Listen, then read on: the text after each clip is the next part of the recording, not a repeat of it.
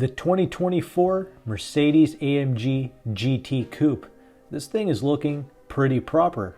At first, the front grille was a bit off-putting, but after looking at it more, I think it looks great. Those wheels, the rear end, all of that is looking on point. The interior though, well, I'll save that for a little bit later in the video. But I would like to hear your thoughts in the comment section below regarding the looks of this car. It shares a lot with the new SL, and I did a video previously on the SL when it first came out, the new generation, and I was pretty disappointed that it was a soft top convertible. The thing I always liked about the SL was the fact that it was a hardtop. But this new AMG GT has the same wheelbase as the current SL, which is 106.3 inches, and that is 2.6 inches longer than the previous generation wheelbase. And in total, this new AMG GT is 5 inches longer than before, but it's 1.5 inches narrower and 3 inches taller than before, which is pretty interesting. But that slightly longer wheelbase,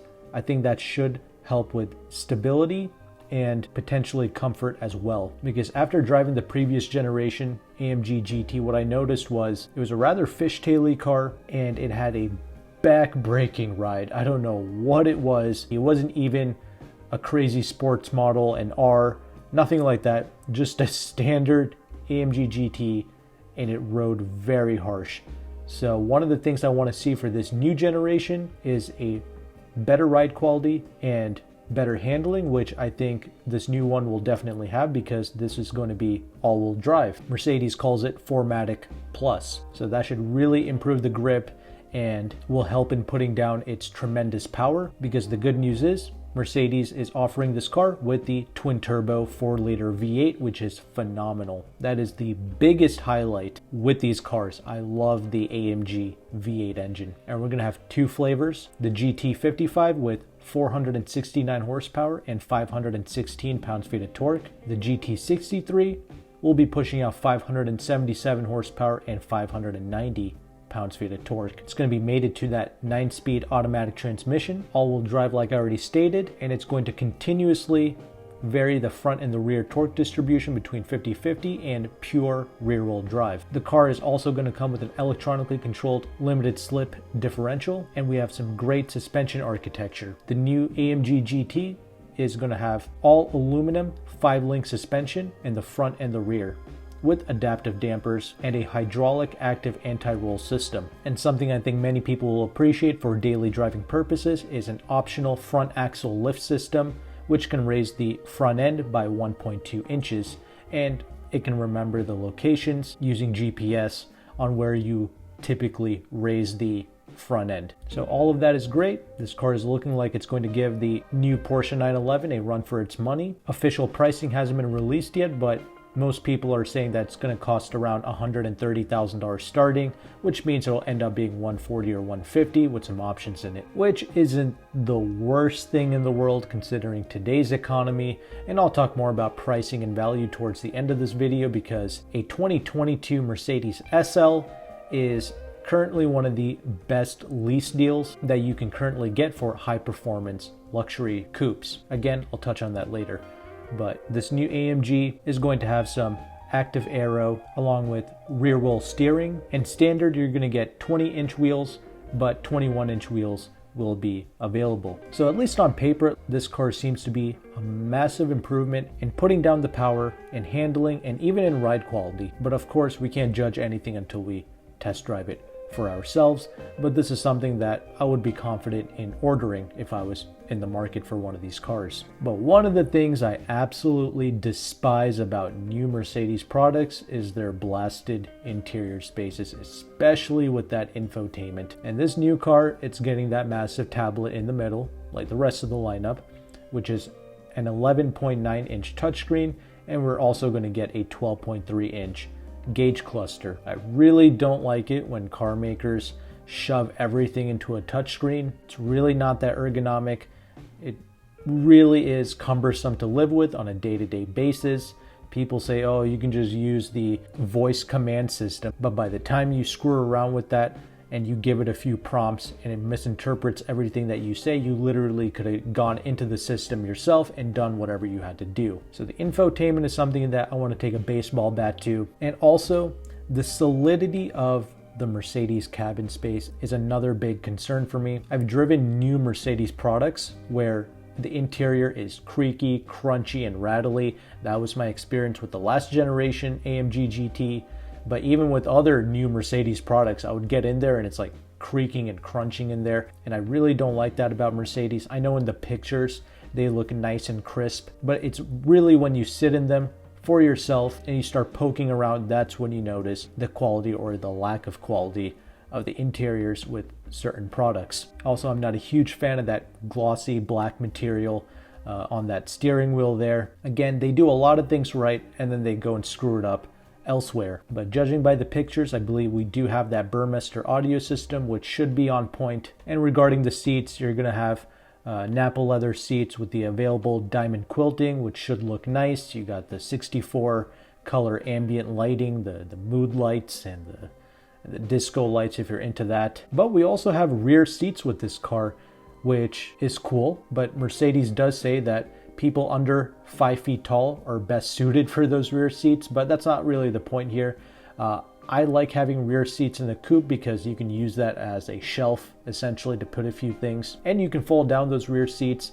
And the AMG GT is a hatchback, so it's decently practical for what it is. So overall, cool car, looks great. I'm sure it's going to drive amazing. Should be a huge step up from the previous generation that I tested. Infotainment, I guess you're just going to have to get used to it. It is what it is with these cars. It just makes these vehicles so disposable, but whatever. You know, people are saying it's going to start at around $130,000. If you've seen my channel, you know the LC500 Lexus is one of my most favorite driving street cars. That's around $108,000 when you spec it the way that you want for a coupe. But lease deals really suck across the board. We obviously don't know the numbers on this AMG GT. An LC500, that's like $2,000 a month. And surprisingly, one of the best lease deals for a high performance expensive coupe right now is the 2022 Mercedes SL63. Obviously lease deals, incentives, interest rates, all of that changes every single month, and I'm recording this video August of 2023. So in the future, these numbers will be drastically different or unavailable. But for right now, if you lease a 2022 SL63, you can typically get around 10% off MSRP, maybe even more.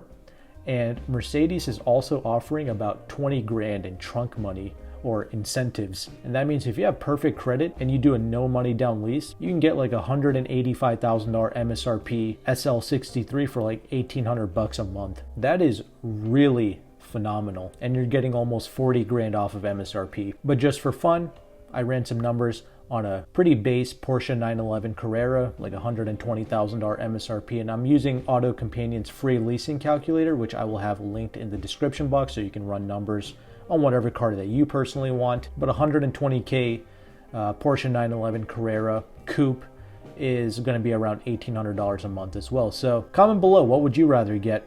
2022 SL63 almost fully loaded, or a relatively base 911 Carrera? I don't know, tough decision. I don't really like the soft top convertibles, but in this instance, with that spicy V8 engine, I don't know, I guess I might go with the SL, but I don't know. The car I would rather get today for around $180,000, $190,000, brand new, is the Audi R8, but that thing is leasing for around $2,800 a month, so we can disregard that. But since I'm a car reviewer, I'm always looking for a special experience, and one of the experiences I've never had is driving a proper, naturally aspirated performance V12. I've driven like Rolls Royces and stuff with 12-cylinder engines, but I'm talking about a performance V12. And the two cars I really would like to get for myself would be a 2015 and up Aston Martin Vanquish or a 2013 and up Ferrari FF. More likely the Ferrari, since it has way more power. Those engines are absolute screamers, and that's what I would personally want to experience because I've never had the experience before. Obviously, to you, a consumer, I would recommend to you one of the newer cars that's fully under warranty. That's a lease car, preferably, because You can save even more money on the leases of the 911 and the SL63 if you do MSDs or if you do a one-pay lease. So those cars can be around $1,600 a month. I would rather you put your money into those new cars. But personally for myself, a certified pre-owned Ferrari FF, that is a car that I really wanted to experience. 650 horsepower, naturally aspirated V12. Those things are around $130,000 to $150,000 in the used car market. But with these current interest rates, it is a total pain to get a loan on these cars. In fact, a lot of banks don't even finance the used cars. Like I mentioned, you would have to go through like Ferrari Financial, which I've heard good things about Ferrari Financial. Apparently they are business friendly, and if you get a loan through them, it doesn't show up on your credit report. So you can go out and get a mortgage on a house or something, even with that car loan, because they won't see the car when they run your credit. So that's really powerful. I appreciate that. The infinite banking system, that's a great way of buying expensive cars, especially in this high interest rate economy, using those specially designed whole life insurance policy loans. Definitely a powerful way of buying these types of cars. But again, if you have one of those types of policies and you have $150K to pull out, most likely you're going to want to invest that into a business or a property instead of blowing it on a freaking car. So sadly, a lot of these machines, they are for the ultra rich now. But 2022 SL63 and a base-ish 911 seem to be, I'm not going to say affordable, but doable in today's economy. And hopefully you appreciate me bringing up these topics, the budget, leasing calculators, because these are the types of things that no other car reviewer is ever going to break down for you. They're never going to show you how to make cars like this obtainable. And that's one of the things about me and this channel. I don't like to just look and gawk at these turds. I actually want to put these things on my driveway, drive them, and experience them. I don't like to just look at pictures all day and tweet about them. No, I want to actually experience this stuff. And I'm trying to share with you ways on how you can experience these cars. So hopefully you appreciate and respect that. I'll have the next video on the end screen here. Click on it and I will see you there.